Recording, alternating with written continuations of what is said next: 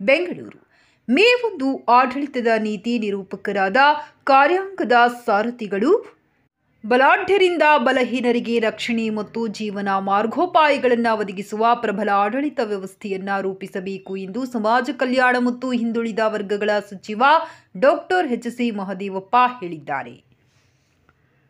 ನಗರದ ಪುಟ್ಟಣ್ಣ ಚೆಟ್ಟಿ ಪುರಭವನದಲ್ಲಿ India for IAS ಅಕಾಡೆಮಿಯಿಂದ ಯುಪಿಎಸ್ಸಿ ಮತ್ತು ಸಿಎಸ್ಸಿಯಲ್ಲಿ ಉನ್ನತ ಸಾಧನೆ ಮಾಡಿದ 23 ಸಾಧಕರನ್ನು ಅಭಿನಂದಿಸಿ ಇಂಡಿಯಾ ಫಾರ್ ಐಎಎಸ್ ವೆಬ್ಸೈಟ್ ಬಿಡುಗಡೆ ಮಾಡಿ ಮಾತನಾಡಿದ ಅವರು, ಯೋಗ್ಯರು ಮತ್ತು ಸಮರ್ಥರ ಕೈಯಲ್ಲಿ ಆಡಳಿತ ಇದ್ದಾಗ ನಿರ್ಣಯಗಳನ್ನು ಅನುಷ್ಠಾನಗೊಳಿಸುವಾಗ ಸಂವಿಧಾನದ ನಿರ್ದೇಶಕ ತತ್ವಗಳನ್ನು ಪರಿಪಾಲಿಸಬೇಕು. ಯಾರ ಮುಲಾಜಿಗೂ ಒಳಗಾಗಬಾರದು. ಅಧಿಕಾರಿಗಳು ಬುದ್ಧ, ಸಹನೆ, ಕರುಣೆ, ಅನುಕಂಪ, ಪ್ರೀತಿ, ಸ್ವಾತಂತ್ರ್ಯದ ಉದ್ದೇಶಗಳನ್ನು ಈಡೇರಿಸುವ ಜೊತೆಗೆ ಸಮರ್ಥ ಭಾರತವನ್ನು ನಿರ್ಮಿಸಬೇಕೆಂದು ಹೇಳಿದರು.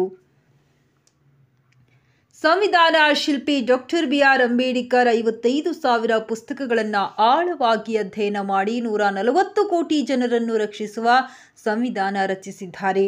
ಬುದ್ಧನ ಕಾಲದಿಂದಲೂ ಭಾರತ ಪ್ರಜಾಪ್ರಭುತ್ವ ದೇಶ. ನಮಗೆ ರಾಜಕೀಯ ಸಮಾನತೆ ಸಿಕ್ಕಿದೆ, ಆದರೆ ಸಮಾಜ ಸಮಾನತೆ ಇಲ್ಲದೆ ಇದ್ದಲ್ಲಿ ರಾಜಕೀಯ ಸಮಾನತೆಗೆ ಅರ್ಥವಿರುವುದಿಲ್ಲ. ರಾಜಕೀಯ ಶಕ್ತಿ ಎಲ್ಲ ಸಮಸ್ಯೆಗಳಿಗೂ ಮಾಸ್ಟರ್ ಕೀ ಇದ್ದಂತೆ.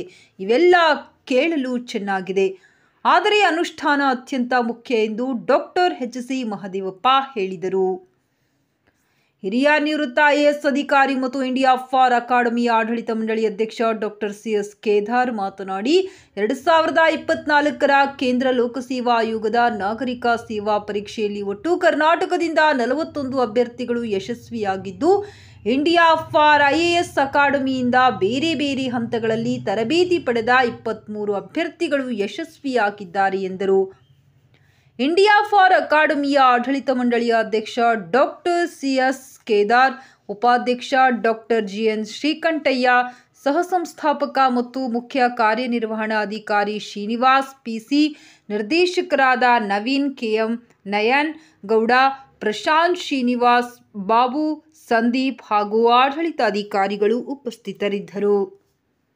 ಕೋಚ್ ಸೆಂಟರ್ ನಮ್ಮ ನಿವೃತ್ತ senior IAS officer doctor Kedar ಅವರು ಒಬ್ಬ ನಿಷ್ಠಾವಂತ ಪ್ರಾಮಾಣಿಕ ಅಧಿಕಾರಿಯಾಗಿ ರಾಜ್ಯ ಮತ್ತು ಕೇಂದ್ರ ಸರ್ಕಾರಗಳಲ್ಲಿ ಸೇವೆ ಸಲ್ಲಿಸಿ ನಿವೃತ್ತರಾಗಿ ಸ್ವತಃ ಅವರು ಅತ್ಯಂತ ಬಡತನದಿಂದ ಅವ್ರ ತಂದೆ ತಾಯಿಗಳು ವಿದ್ಯಾವಂತರು ಅಲ್ಲದೇ ಇದ್ರೂ ಪ್ರತಿಭೆಯಿಂದ ಮೇಲೆ ಬಂದು ನಮ್ಮ ಗ್ರಾಮೀಣ ಪ್ರದೇಶ ಜನರು, ಯುವ ಜನರಿಗೆ ಮತ್ತು ಆಲ್ ಇಂಡಿಯಾ ಸರ್ವಿಸ್ ಕರ್ನಾಟಕದ ಜನರನ್ನ ಹೆಚ್ಚೆಚ್ಚು ಅವರಿಗೆ ತರಬೇತಿ ಕೊಟ್ಟು ಮಾಡಬೇಕು ಅಂತೇಳಿ ಅವರು ಡಾಕ್ಟರ್ ಶ್ರೀಕಂಠಯ್ಯನವರು, ನಮ್ಮ IFS ಆಫೀಸರು, ಇವರ ಶ್ರೀನಿವಾಸ್, ಈ ಟೀಮೆಲ್ಲ ಸೇರಿ ಯುವಕರಿಗೆ ಒಂದು ಉತ್ತೇಜನ, ಪ್ರೋತ್ಸಾಹ ಕೊಟ್ಟು ಅವರಲ್ಲಿ ಆತ್ಮಸ್ಥೈರ್ಯ ತುಂಬಿ ಕಾಂಪಿಟೇಟಿವ್ ಎಕ್ಸಾಮಲ್ಲಿ, UPS ಎಕ್ಸಾಮಲ್ಲಿ, ಸ್ಪರ್ಧಾತ್ಮಕ ಪರೀಕ್ಷೆಗಳಲ್ಲಿ ಕ್ವಶನ್ ತಯಾರು ಮಾಡಿ ಅವರಲ್ಲಿ ಆತ್ಮಸ್ಥೈರ್ಯ ತುಂಬಿ ನಾಲೆಡ್ಜನ್ನು ಅಕ್ವೈರ್ ಮಾಡಿಕೊಂಡು ಸ್ಪರ್ಧೆ ಒಸಿ ಜಯಿಸುವಂಥ ಎಲ್ಲ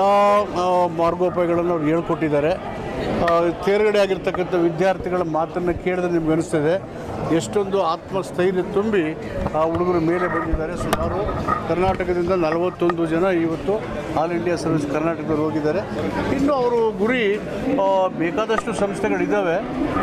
ಈ ಟೀಮು ಕಮಿಟೆಡ್ ಟೀಮು ಇನ್ನೂ ಹೆಚ್ಚಿನ ಯುವಕರಿಗೆ ಆಲ್ ಇಂಡಿಯಾ ಸರ್ವಿಸಲ್ಲಿ ಭಾಗವಹಿಸಿ ತೇರ್ಗಡೆಯಾಗಿ ರಾಜ್ಯ ಮತ್ತು ದೇಶ ಸೇವೆ ಮಾಡಲಿಕ್ಕೆ ಅನುವು ಮಾಡ್ತಕ್ಕಂಥ ಕೆಲಸದಲ್ಲಿ ಅವರು ತಮ್ಮ ತೊಡಗಿಸ್ಕೊಂಡಿದ್ದಾರೆ. ಉತ್ತಮ ಕೆಲಸ ಮಾಡ್ತಿದ್ದಾರೆ. ಅವ್ರಿಗೆ ಅಭಿನಂದನೆ ಹೇಳ್ತೀನಿ. ತೇರ್ಗಡೆ ಆದವ್ರಿಗೆ ಒಳ್ಳೆಯದಾಗಲಿ, ಮುಂದೆ ದೇಶದ ಸೇವೆ ಮಾಡಲಿ ಅಂತ ಅವರಿಗೆ ಶುಭ. ಇಂಡಿಯಾ ಫಾರ್ ಐಎಎಸ್ ವತಿಯಿಂದ ನಮ್ಮ ಕರ್ನಾಟಕದಿಂದ ಸುಮಾರು ಸಿವಿಲ್ ಸರ್ವಿಸ್ ಪರೀಕ್ಷೆಯಲ್ಲಿ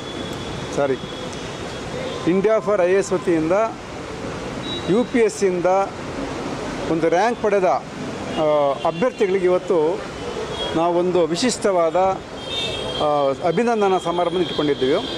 ಇದರಲ್ಲಿ ಕರ್ನಾಟಕದಲ್ಲಿ ಸುಮಾರು 41 ಮಕ್ಕಳು ತೇರ್ಗಡೆ ಆಗಿದ್ದಾರೆ. ಅದರಲ್ಲಿ 23 ರ್ಯಾಂಕ್ಗಳು ನಮ್ಮ ಇನ್ಸ್ಟಿಟ್ಯೂಟಿಂದ ಲಭಿಸಿದೆ. ಅವರು ಬಹಳ ಅವರ ಪರಿಶ್ರಮಕ್ಕೆ ಮತ್ತು ಅವರಿಗೆ ಒಂದು ಉತ್ತಮವಾದ ಉಜ್ವಲ ಭವಿಷ್ಯ ಆಗಲಿ ಅನ್ನೊಂದು ಹಾರೈಸೋದಕ್ಕೆ ಇವತ್ತೊಂದು ಅಭಿನಂದನಾ ಸಮಾರಂಭ ಇಟ್ಕೊಂಡಿದ್ದೀವಿ. ತುಂಬ ಯಶಸ್ವಿಯಾಗಿ ನಡೀತು.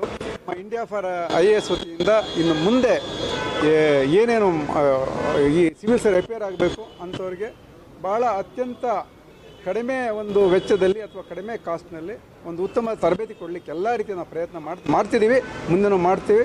ಮತ್ತು ಜೊತೆಗೆ ಬೆಂಗಳೂರು, ಗುಲ್ಬರ್ಗ, ದಾವಣಗೆರೆ ಕೂಡ ಸ್ಕಾಲರ್ಶಿಪ್ ಟೆಸ್ಟ್ ಮಾಡಿ ಬಡ ಮಕ್ಕಳು ಕೂಡ ಒಂದಷ್ಟು ಅವರಿಗೆ 50% ದುಡ್ಡು ಅಥವಾ ದುಡ್ಡಿಲ್ಲದ ಕೂಡ ನಾವೊಂದು ತರಬೇತಿ ಕೊಡಲಿಕ್ಕೆ 2024ರಲ್ಲಿ ನಮ್ಮ ಕರ್ನಾಟಕದಿಂದ 41 ಜನ ಉತ್ತೀರ್ಣರಾಗಿದ್ದಾರೆ. ಅದರಲ್ಲಿ 23 ಜನ ನಮ್ಮ ಇಂಡಿಯಾ ಫಾರ್ ಐಎಎಸ್ ಇನ್ಸ್ಟಿಟ್ಯೂಟ್ನಲ್ಲಿ ತರಬೇತಿ ಪಡ್ತಾರೆ.